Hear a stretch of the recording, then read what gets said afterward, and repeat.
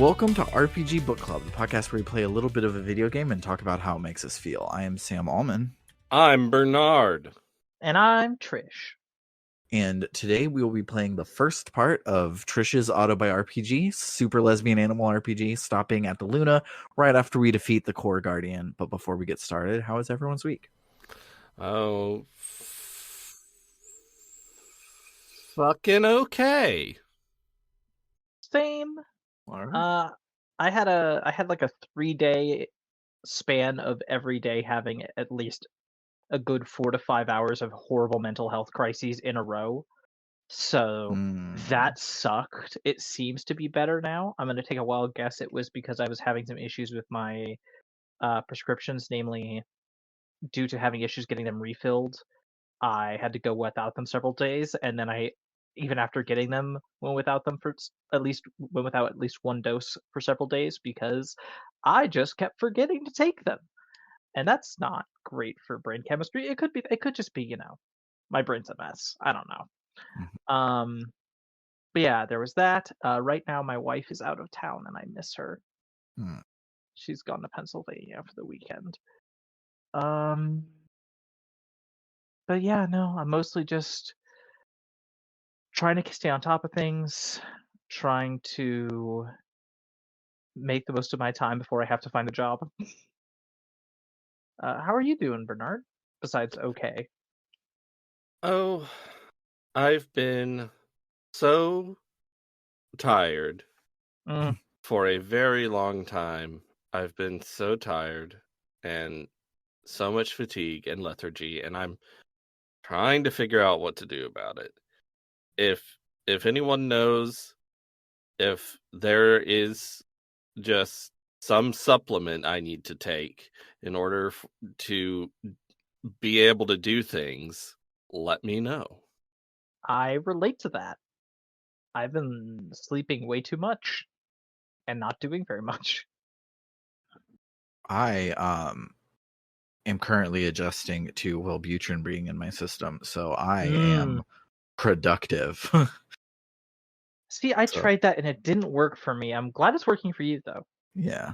I think next month when my doctor asks me how it's going, I will ask for the 300 instead of the 150 that I'm on now because I can tell it's helping, but I could use a little more. And so that'll be great. But specifically, my week has sucked. My Monday through Thursday was pretty good. Or my Monday through Thursday morning was pretty good. My Thursday through Friday night was so bad it tanked the whole rest of the week. So moving was super expensive because we didn't get our deposit back, and even if we did, it would only be $200, and our new deposit was $1,500. So we had to charge a lot of like rent and groceries and stuff for the month of July on credit cards that we had just completely paid off, which sucked. And so to make ends meet, we're like on ramen and macaroni for the month, and that's been fine. Summer is a fantastic cook, so she can take like tuna mac and it'd be the best fucking thing we've ever had. But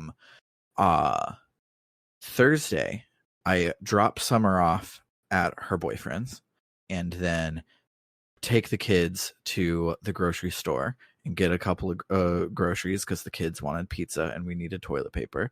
So I get the groceries and I look and I'm like, the roof of the parking garage, that door is right around the corner from my apartment. The right in front of we have a private walk-up door. Right in front of our private walk-up is being constructed, so I can't park there. So the other parking that I have available is around the corner and up a ways, which I'm not going to carry groceries and a 3-year-old that far. So I will park real quick without a permit on the roof of the parking garage to take the kids and the groceries in, and then when they're in bed, come and move my car. So about 2 hours later, I come out and my car is gone because it's been towed. They were like waiting for me or something, and it sucked a lot. And Wisconsin, quote unquote, thankfully, quote unquote, has limits that quote unquote towing companies can do, so it doesn't get quote unquote expensive. But it is capped at $150, which sounds good, except it's $150 plus $30 per day of storage fees, plus up to $150 of amorphous service costs. And they, of course, charged the whole thing. So I had to pay $350 to get my car because they will tow all day. Their towing hours are 24/7. Their pickup hours are over at 2 p.m. So that more than likely you cannot pick up the car the day that they tow it. So you get that automatic next day $30 added onto it, $150 charge and $150 service charge, and it sucks, and I fucking hate it so goddamn much. So yeah, things sucked really fucking bad on Thursday and Friday. But since then I've played some Dragon Quest 7 and I've played some Super Lesbian Animal RPG and played some Tales of Fantasia, and things are much better. But I will attempt to make $350 appear out of nowhere. I'm glad those things helped. That's awful. That is such a horrible, scummy practice, and I wish it was a surprise that any business in America did a horrible, scummy practice, but that's still a pretty bad one. Yeah. Though while I was there, my partner's husband was the one that was giving me a ride, and he is very much the like, if you're going to be shitty to me, I'm going to be shitty back to you in a smart way on principle sort of thing.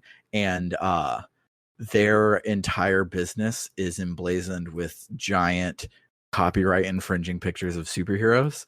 So he took pictures of all of them. We're going to forward it to DC to get them to get them at the very least a cease and desist, but make their life slight hell because they made ours a lot of hell.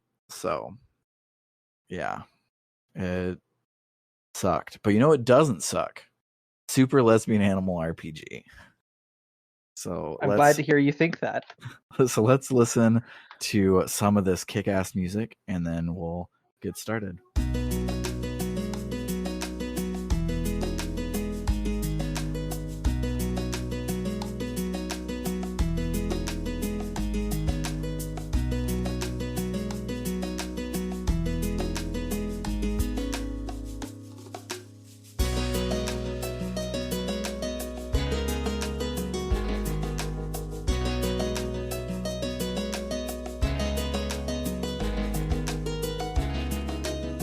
Super Lesbian Animal RPG was made by Bobby Schroeder, aka Ponent Plus or just Ponent online, with the music done by Beatrix. Ponent was also known for her Tumblr blog Thanks Ken Penders, which is all about the Sonic the Hedgehog Archie's comics. I have not checked out this blog myself, but I know people who read it and enjoy it. The game began life back in 2013 as a fan game based on My Little Pony Friendship is Magic called Super Lesbian Horse RPG. That fan game, as I said, came out in late of 2013. It was just a short RPG Maker game that, aside from using the characters of My Little Pony, was set in its own extremely bizarre setting with no real connection to the show otherwise. That made it fairly easy for Ponent to then turn that fan game into a wholly original work, retooling the ponies into various anthropomorphic animals, giving the world more depth and breadth, and greatly expanding upon the content of the game. While still being made in RPG Maker VX Ace, the game boasts a fairly customized set of combat mechanics, as well as an absolutely incredible soundtrack. A demo came out for it in early 2018 and the finished game was finally released at the end of 2022. Despite the success of the game, Ponent has no plans for porting the game to consoles due to the issues RPG Maker has with doing so. And that's my background. Cool. I wondered why, when I went to backlogged to enter this game into my playing list, why when I typed in Super Lesbian, there was a Super Lesbian horse RPG from 2013. Mm-hmm. I actually, fun fact, I played that game way back in the day.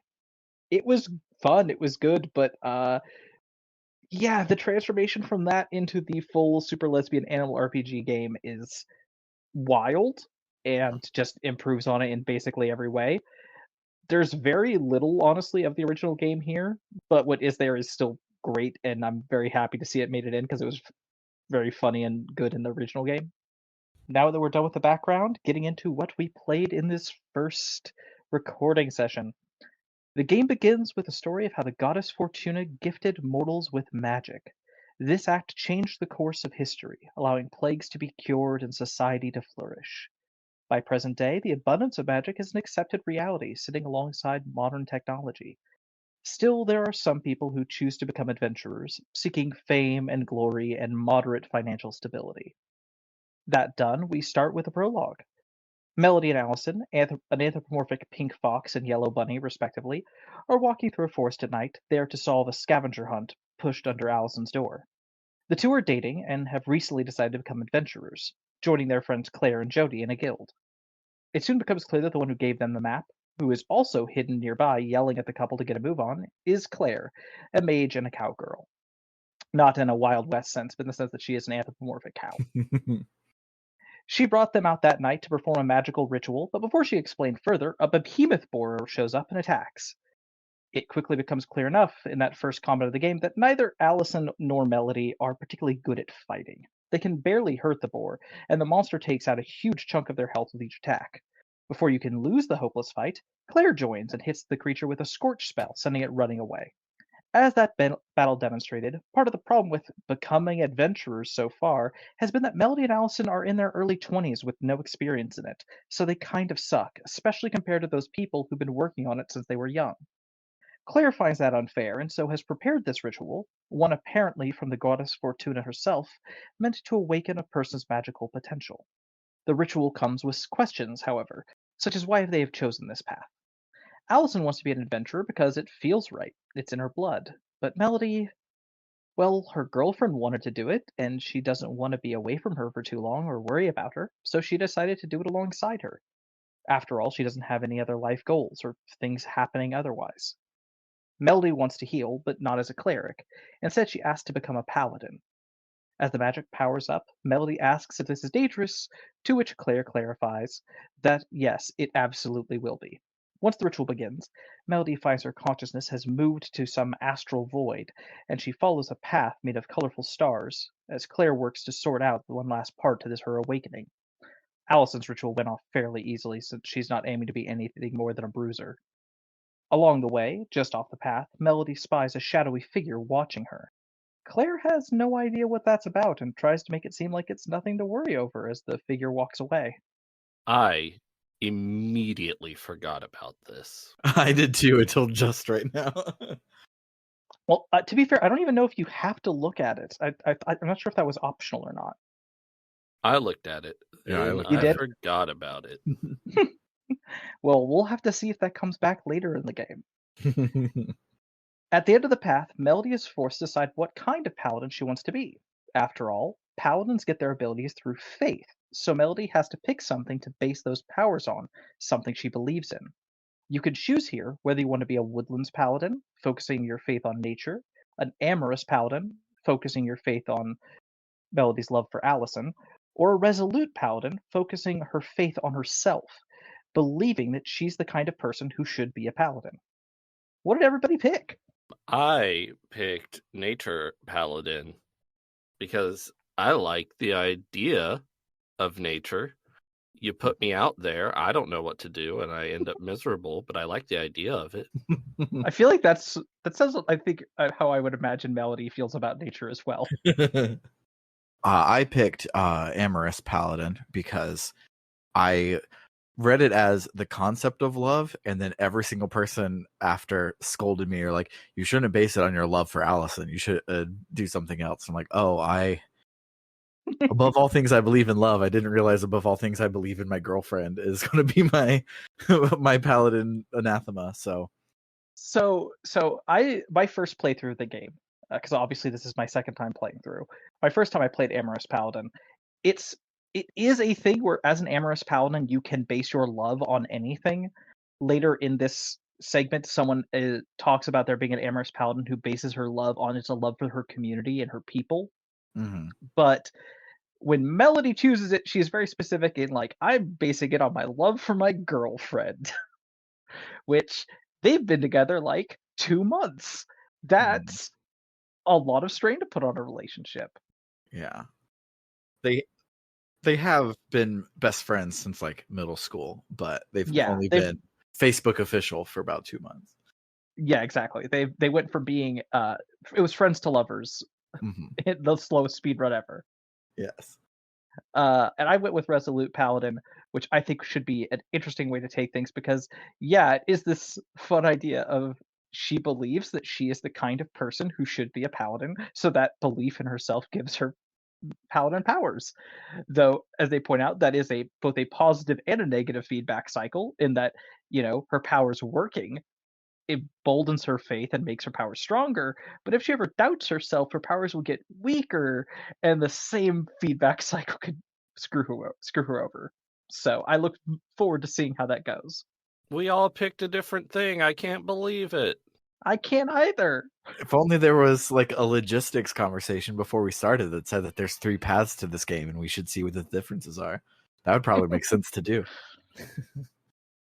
Well, with whatever kind of paladin you choose to be decided, the ritual is complete and we begin Act 1, set several weeks later.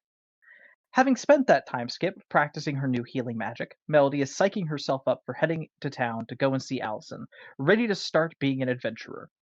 She's impressed with the outfit she managed to put together, which is fair because it is extremely cute on her. We also learn a little bit more about Melody, namely she's trans, bisexual, and only recently started dating Allison a few months ago. They'd been lifelong best friends. It was only recently that each realized that they were crushing on the other. You can look around her house before heading out, and there's a lot of fun things to find, but that's for memorable moments. For now, let's go onwards to Greenridge. Blocking the path right away, there is a humble hermit, a cute little crab monster, but it'll be easy to fight that after the ritual and all of Melody's training. There are also a few chests scattered around the woods and the beach on the way to town, as well as other monsters you can fight for the gold and EXP. Once she arrives at Greenridge, Melody comments on how it's a nice and peaceful town, or at least she thinks so. She's never lived anywhere else. Also, there was that time Claire caused a wailing curse that made the town extremely loud, but it's usually quiet at least 4 days a week. There's a lot to find exploring the town, such as a retired Dark Lord, a librarian who's irate with Claire for very valid reasons, and the tower where the Paladin Brigade is headquartered. You can also meet the 4th member of the Adventurers Guild, a buff tiger girl named Jody, who's sitting on a bench, just straight up chillin'. Her girlfriend is Faith, the unicorn in charge of protecting the town. But none of that's necessarily plot important or required. What you do have to do is head outside the town to the west, past the construction area to a hiking trail. There are more monsters around, as well as a treasure map and associated treasure to find, but eventually you will find Allison hanging out at the north end of the park, watching the horizon. She has a scratch, which Melody heals to show off her ability to do healing magic, as well as giving us a better idea of what that entails in terms of, her experience as a character. It even has little special CGs and everything. Allison is very excited to see Melody, who has been absent for several weeks, but before they can talk much, a whole hound attacks. Allison's unique battle mechanic as a punk is that her starting super moves, which run on star power, which is a separate mechanic from MP, are directional.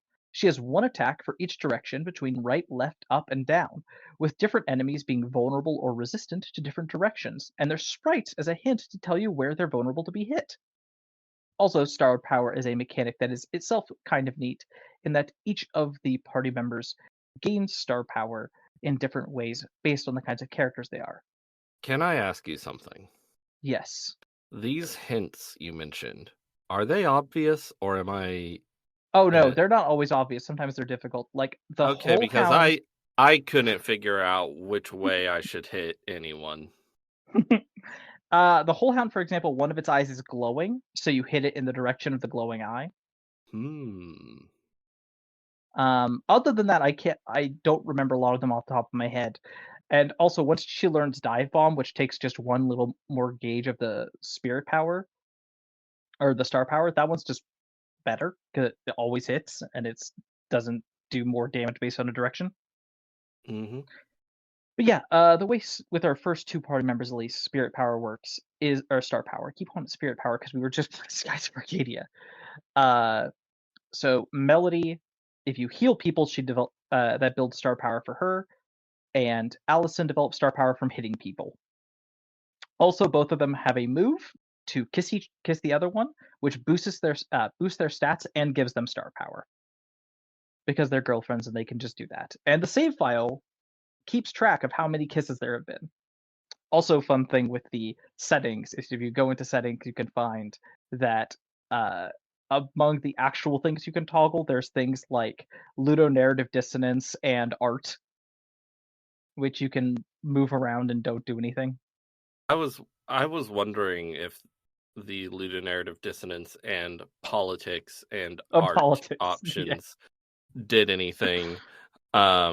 And so I looked it up and they don't, and it's very funny that they don't do anything. I guess the difference for me is if I were making this game, my idea of what would be funniest would be to make them incredibly deep mechanics. And the game would never get finished because I'd be balancing it forever. Oh, gosh. Well, once the whole hound is trounced, they decide to do a date. Unsure what to really do on a date, they smooch in a very funny MS Paint style animation before deciding to head back to town. On the way, they run into Paula, a coworker of Allison's, who is a massive jerk. You can talk to her, which will lead to her sniping at Allison and mocking her for even trying to become an adventurer. Beverly, the pig girl who runs the local diner, will immediately talk to Melody and Allison once they enter town, offering them a couple free slices of chocolate cake, even though the restaurant is closed. They head inside and eat the free food, and Allison asks why Melody just kind of disappeared for a few weeks. When Melody explains that it was because she was studying the material on magic Claire had given her, Allison points out that she could have studied in town and she didn't have to hole up in her house. Melody clarifies that she felt a pressure on her to really get at least one spell down before showing her face in town again, that otherwise it wouldn't look like she was taking things seriously. Allison tries to assure her that there was no pressure like that on her from anyone, and you have a choice as to whether Melody opens up to her on how she's feeling in more detail or to change the subject. I chose for her to be honest about how she's feeling, since it's a good idea in a relationship to be honest and communicate. Mm-hmm. I also wanted to know. Of course, we as the players would also like to know. Yeah, I'm a gossipy bitch. Like, yes, it's healthy, whatever, but I was there for the goss. Allison's right. Everyone is being supportive, but Melody is unsure if that support is genuine or if people are just being nice because they're her friends. Plus, that support is itself pressure. If they believe in her, they're expecting her to try and succeed. Worse, it's not like she wants the opposite. She doesn't want them to tell her that she's going to fail at this. Anxiety is complicated and often creates contradictory emotions. Mm-hmm.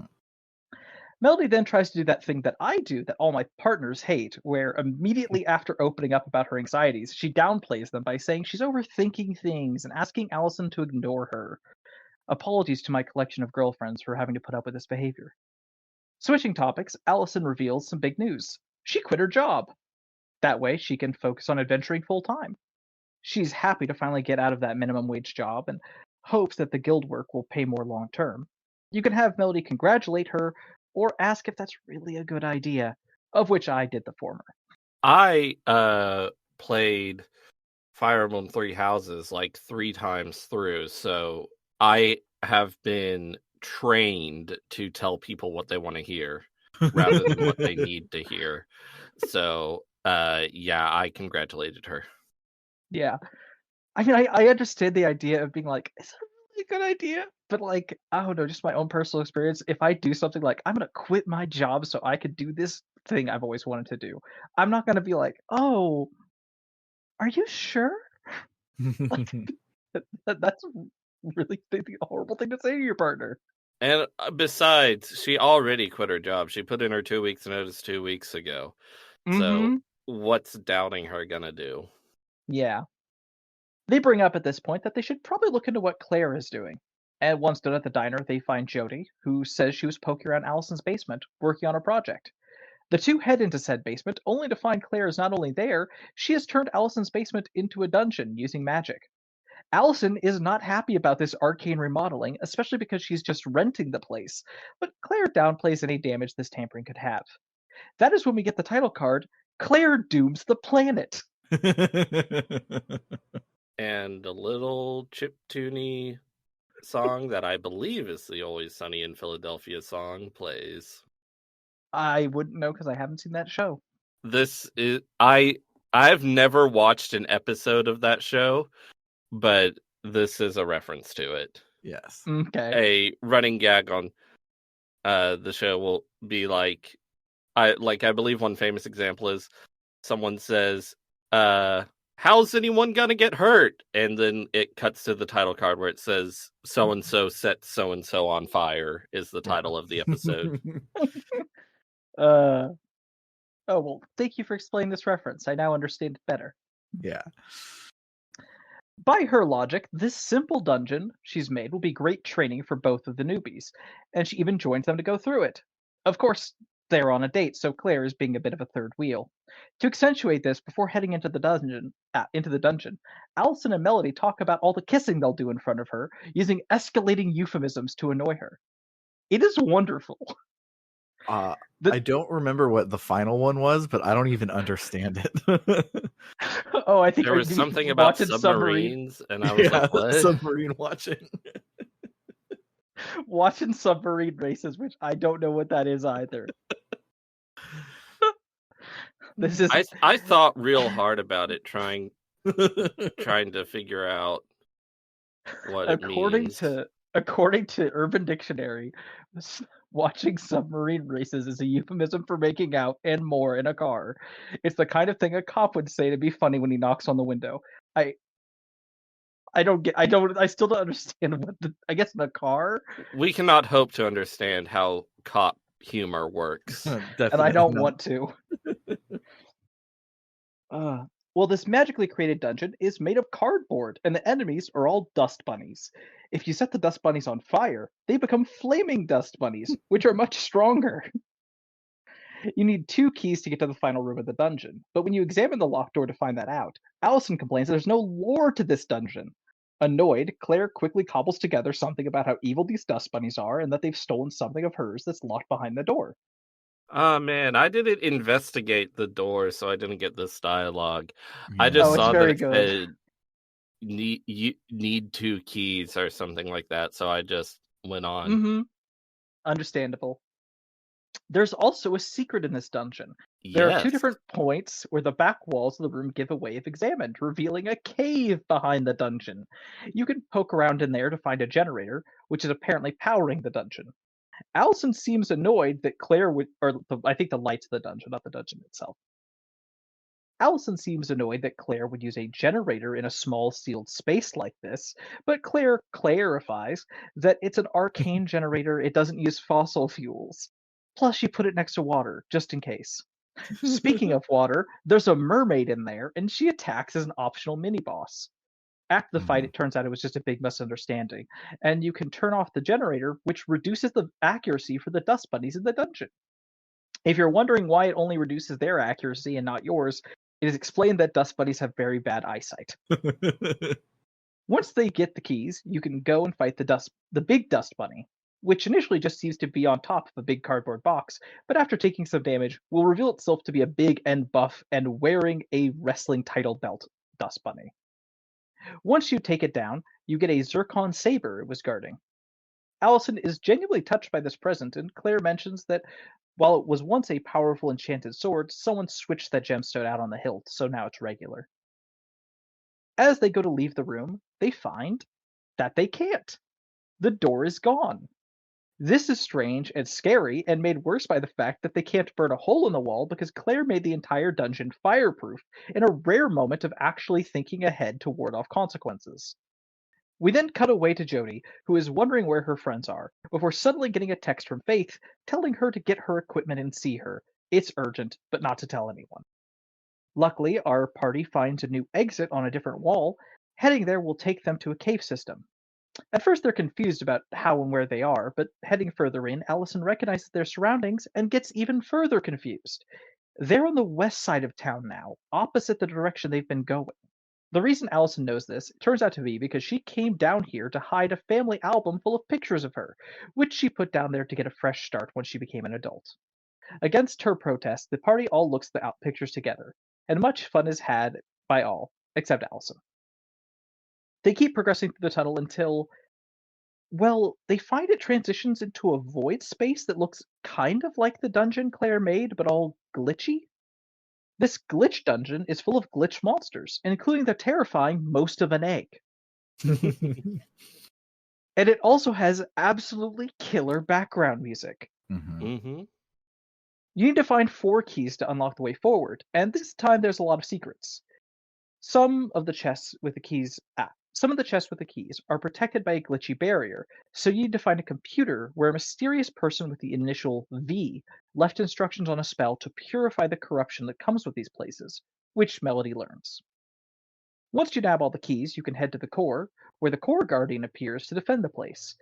This boss has a sword and shield mode, varying up its stats and the tactics as the fight progresses, but eventually you take it down, leading to the appearance of a man with a videotape for a head. With all these glitches, you'd expect it to have a Scarlet and Violet mode, not a Sword and Shield mode. Oh! The videotape guy is Javis, not Jarvis. He stresses this, and he is quite annoyed at the intruders who have broken into the facility and attacked his creatures.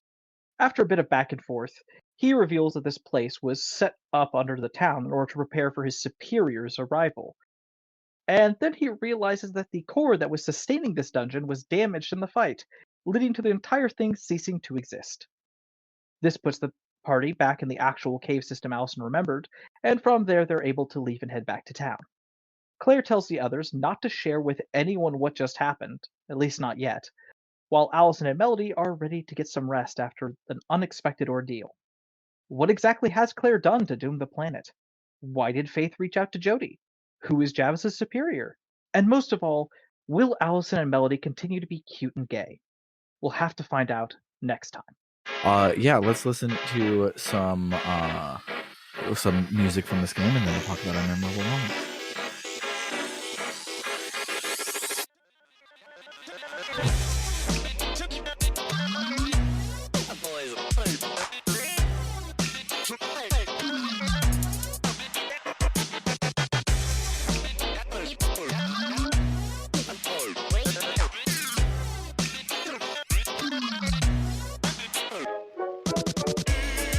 I want to go last so I can just fill in whatever you two don't cover, because I have a lot of memorable moments because I love this game. There is a lot of really good writing in this game. This game is one of those games where sort of the gimmick is just that there's going to be a lot of writing in it and it's going to be really good. One thing I really enjoyed is you can go to the headquarters of the Paladin Brigade, which is like this giant chapel that's like as big as 3 or 4 other buildings in the town. And inside you can talk to a paladin who looks very paladin-esque, huge armor and holding a huge sword, which is like buried in the ground. The tip is buried in the ground, and you talk to this paladin and they're like, look, since you're joining the Paladin Brigade, I'm gonna level with you. I got my sword stuck in the floor here, and now I'm just trying to play it cool, and I can't move because then everyone will know. And Melody's like, I could help you get it out. And they're like, no, then everyone will know. I have to wait until everyone leaves. And then Melody's like, I'm not actually joining the Paladin Brigade. I'm going to be a freelance paladin. And they're like, oh my God, forget everything you just heard. Yeah, she's absolutely great. I do love that aside from Faith, who's the leader of the Paladin Brigade, the rest of the entire group are all different kinds of dogs. Mm-hmm. If I had to pick an animal to be a paladin, it would probably be a dog. Definitely. I think just the phrase pangolin paladin is pretty good, though. Oh, well, that's true. That's pretty good. Pangolins do have armor. It's true. Now we need to make a sequel to Rocket Knight adventure called Pangolin Paladin. Yes. So the writing in this game is fantastic, and I have several writing related memorable moments. But having cut my game design teeth in RPG Maker, I love seeing all of the seams of how this was an RPG Maker game, and it's super cool. Like the gimmick of this battle system is actually not a gimmick; it's a rebranding of something that RPG Maker does, where you have each person has 3 resources. They have HP, MP, and TP, and the idea is in RPG Maker you pick, a fighter's not going to have any MP, so they're going to use TP, but this one uses all 3 of them, but it obfuscates the TP to be a star meter, and so when you have your star meter full, and they do a lot of really cool things that I know that I know behind the curtain because I've been behind the curtain before, and there's so many cool little ones like that. Like I don't remember what the actual settings are, but there's 2 settings that they're not using in the settings menu, so they have labeled them politics and ludonarrative dissonance, and you can freely change the slider however far you want on both of them, which I thought was hilarious. I haven't played or haven't messed around in MX in a while, so I don't remember what goes there, but it's definitely not politics and ludonarrative dissonance. But this is actually, I think, made in VX Ace, is okay. the exact version of RPG Maker it's using. I've also played around with RPG Maker a little bit, but more than that, I've played a lot of RPG Maker games. And yeah, seeing what was done with the engine for this is just so fun. Mm-hmm. And I like, it's funny, going immediately, we were just playing Skies of Arcadia, going from that to this, to another thing that uses both MP and an SP abbreviated resource. But also one that's still very different. Star Power is very character based, with each different party member having a different way to gain star power. Yeah, and there's there was one of them where there's a tent that they put on layer 1 instead of on layer 2, so you just walk over it. And there were quite a few little things like that. The biggest RPG Maker seam that I see in the game is the gamepad support sucks. Apparently the community has a top rated one that's really good. I made my own, but you were talking about how, you just changed this to this and you changed this to this, and I'm like, we're both on Steam Deck. I just pressed 2 buttons to download the community layout, and it works great. Yeah, I spent a good 10-15 minutes rebinding and making everything feel exactly the way I wanted it to, and I probably could have just gotten the community thing. Yeah, the tent joke with it being on layer 1 is like, that's from the original Super Lesbian Horse RPG fan game. It was in that as well. And I enjoy it because it's not just you can just walk over this tent, you can examine it, and the characters are like, who put a tent on the ground?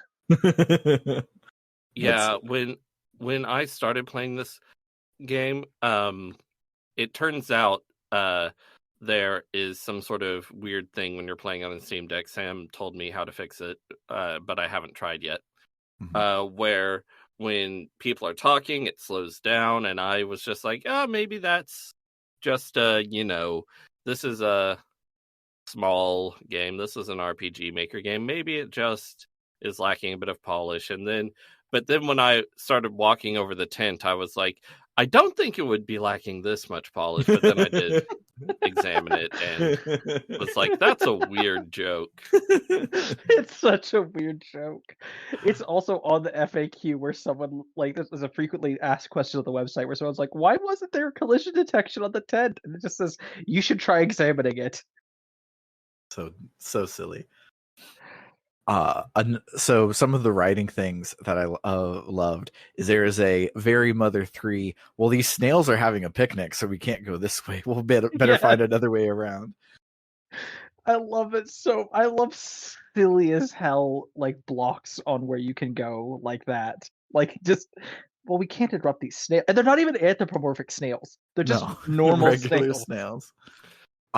So another writing thing I love is when Claire is revealing that it's a dungeon. She goes, "I didn't just take over your basement. I created drumroll," and then she hits a button, and the lights behind her say a dungeon. She didn't say, "Oh, I created you a drumroll dungeon." She put a dungeon in the lights, which is about 900% funnier. It Yes. is.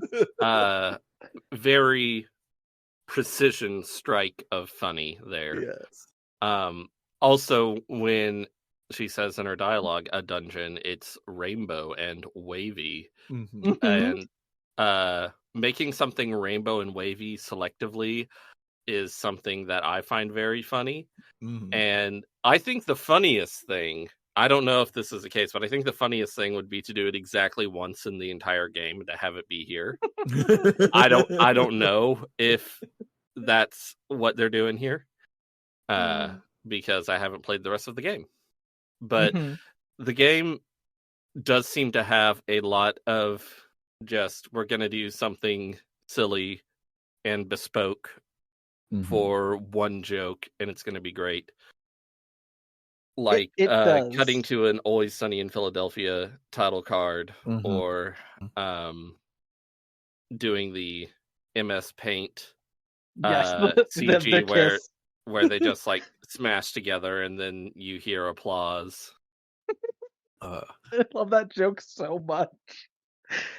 Yeah, no. Oh, go ahead.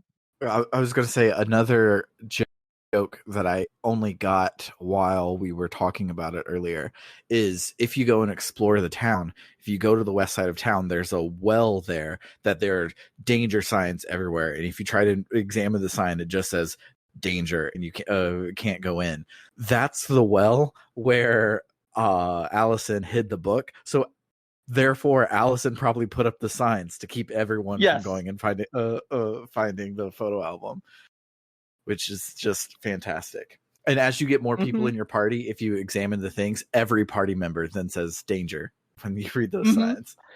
There's a second thing like that, which is there is if you backtrack to Melody's house and examine the toilet in her house, every single party member you have up to that point will go toilet in sequence. It's so good.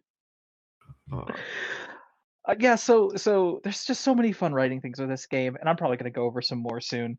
But I love this style. I've been told that this is a very Earthbound style, where it's very goofy and fun and silly comedy, but mixed in with like really heartfelt and relatable and real emotions.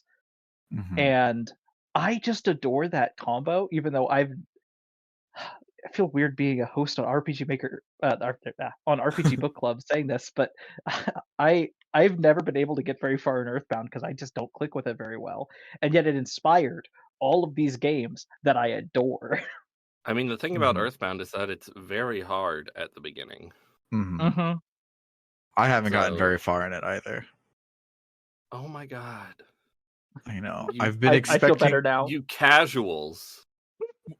So in my defense, it was one of the games that we were maybe going to do for a sellout game like in year one, and so I was like, okay, I'll just wait and do it then.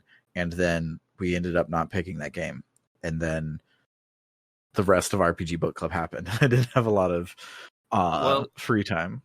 There aren't that many good sellout games that we can do, so we'll get there eventually.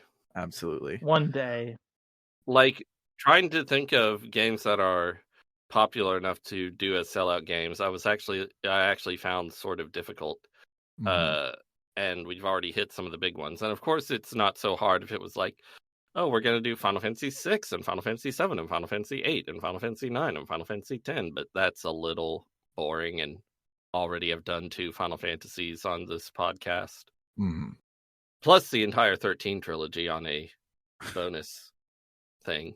Yeah. So Speaking of RPG Maker games and the Earthbound adjacent and feelings genre, the one I just dropped in host chat for you, Trish, you should play it. It's by Timmy, the artist for Undertale that's not Toby Fox. And I recognized immediately, and I'm like, oh shit. yeah, it's fantastic. And me and Maddie covered it on we randomly picked 3 RPG Maker games from Itch.io. We sorted by RPG Maker and did the top 3 to have for a bonus episode. And I still think about Escaped Chasm ever since. So I am gonna have to play this. I was wondering if you were ever going to say the title of the game. Oh, I guess I had it until now. Maybe I was burying the lead for the drama and not just I forgot. Yeah, I have to play that. Yeah, it will take you about 30 minutes to get all the endings. So, oh, cool. Yeah, it is very micro. So very. I mean, this is less RPG and more. This is Ren P instead of RPG Maker, but very like One Night Hot Spring. Then I'm sure. Okay, then I'm gonna take a note about the fact you've not played One Night Hot Spring. Anyway.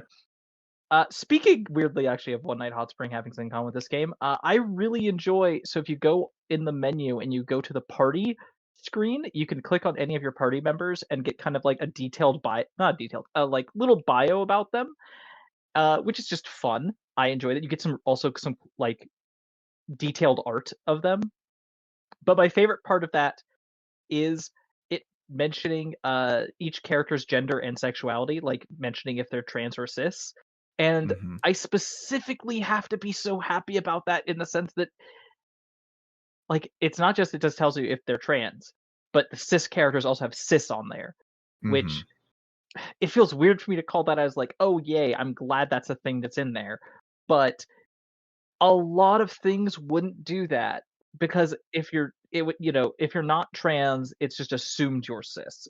Cis is the default. And so actually clarifying which characters are cisgender, I think is really important and good. And I wish more things would do that. I know that there's a whole conversation in the queer community about what is better in queer representation media, if it is better to have characters where like their labels and how they identify are up and center and very visible, or stuff where it's just a part of their character that isn't talked about or dealt with. I definitely lean more towards the former than the latter. I think that we should have both. There should be room for both. But yeah, I really enjoy the way this game handles its queer representation, namely by it being fucking everywhere. Yeah. I just realized this is the first non-trans rage trans representation on RPG Book Club. That makes me a little sad, but also I'm glad it's this game because God, there's so much good trans rep in this game. Yeah, I mean, depending on how you read Sailor Uranus, we did play a Sailor Moon game, so that's fun. Yeah, so depending on your read of that whole situation, I know maybe not, but I know next to nothing about the Sailor Moon franchise, so I can't comment one way or the other. Yeah, Sailor Uranus dresses as a boy, presents as a boy, but is still a girl at the end of the day. But it came out like turn of the 90s, and a lot of times those like, oh, we're going to do a trans story, but like psych out at the last second so that it can get made. And who can say? True. But true. I mean, Naoko Takeuchi could probably say, and she hasn't, but she probably likes making a shitload of money, so probably won't come out one other way. So we've talked about the soundtrack, which is gorgeous. I love it to death. And we talked about the writing, which is great. And I'm going to talk about the writing more in a sec. But I love the character designs in this game. The character designs are just so good. And I love just going around town talking to people. There's Bartholomew, the retired Dark Lord, who I vaguely alluded to in the recap, but I adore this grumpy old cat man who's walking around. It's like, oh yeah, he once tried to take over the world, but he's retired now. And he's going to become slightly important soon because his daughter, as you can find if you go into their house, his daughter is selling a bunch of his old spell books. which is a whole mechanic we're going to get to do, which I'm so excited for your thoughts on that. But also in that house is his granddaughter, Pepper, who is like, I don't know, like 6, 7 years old and is 100% ready to follow in her grandfather's footsteps by becoming an evil overlord herself, which I love it. It's so goofy. There's also, when you talk about you talked earlier about Lady Province, one of the paladins, who's the one in the lobby. There's also Holly, who is just huge as shit and really buff. I adore her.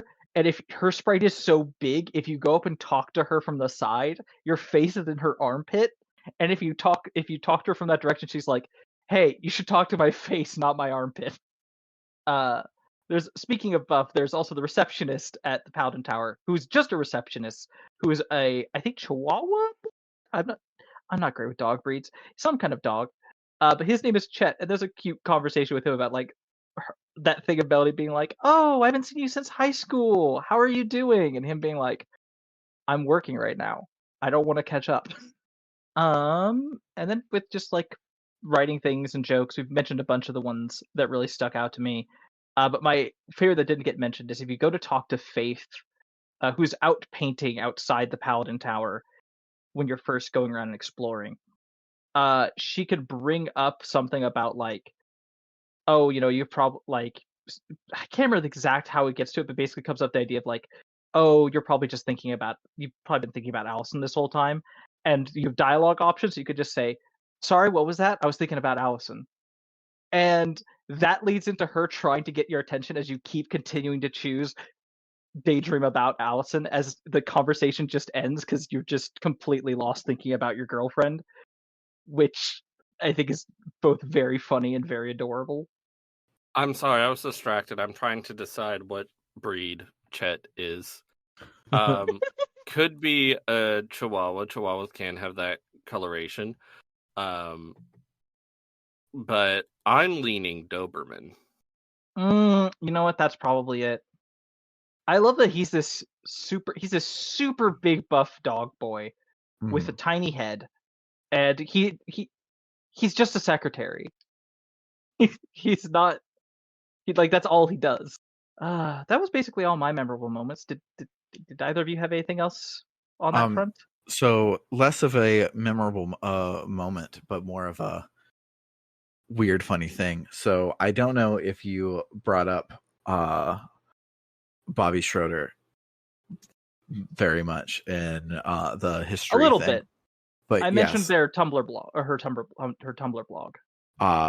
Yeah. So I found out about Super Lesbian RPG, and I did not know it was going to be a hit because the only Tumblr that I follow for their content, and not just I follow other people who are in the tags of the things that I like, is Bobby Schroeder's Sonic Tumblr called thankskinpinders.tumblr.com, which is a reaction read through of all of Archie Sonic.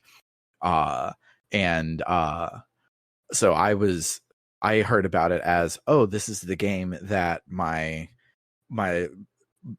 Sonic reader made a furry game. So that's obviously what it like. It's just a fun thing that's out there. And then I've heard so many good things about it from outside of it. And it was a very weird way to discover a game existed. And I felt like a cool kid for knowing about it. But I wanted to shout out Thanks Kinpinders because it's making these early issues of Archie Sonic much better to have someone quote unquote reading along with me and taking the piss out of all of the bullshit, because there's a lot of bullshit. I should really check out that comic at some point, or that Tumblr at some point, because I am not much of a Sonic fan. I do enjoy the current IDW Sonic run, but I've always been kind of like morbidly curious about those old Sonic comics, and so it feels like that Tumblr would be the perfect place to learn about that. Absolutely. So that'll do it for the week. If you like what you heard, you can head on over to www.rpgbook.club, where you can donate to help us pay for hosting costs and game costs and various subscription costs. And in return, you can join one of 3 tiers. The Gadabout tier is for everyone who pays $1 or more a month. This gets you access to our Book Club no Kiseki and Tales of Podcastia episodes a month before everyone else. And it lets you vote on our polls whenever they go live. Then we have the Warrior tier, which is for everyone who pays $5 or more a month. And they also get their name shouted out at the end of every episode, just like this. Shoutouts to Frost Terror, Dragon Slayer 19, Cerebral Wind, Floris, Kaldron, Freddy Rodriguez, AA Ron 524, JFro Prime, and Doho. And then finally, we have the Luminary tier for everyone who loves us so much they pay us $20 or more a month, where they also get a one-sentence shout-out to make me say whatever they want. Shoutouts to El Tantavi, who wants you to check out critical-distance.com, an aggregator for games criticism and journalism. Shoutouts to William Taylor, who wants you to check out rpgamer.com, a game review website by people like us for people like us. Shout out to Vimk, who says to play The Legend of Legaia. It's that PS1 RPG everyone confuses with Legend of Dragoon. And also shout outs to Carr, who's a dentist, so he's not shouting out a URL, but rather your own mouth. And he says to brush your teeth twice a day, most importantly, the time right before you go to bed. For RPG Book Club, I have been Sam Allman. Bernard, I've been low energy because I'm tired and I was yawning right as you got to me. And I'm Trish. Toodaloo, folks. Bye.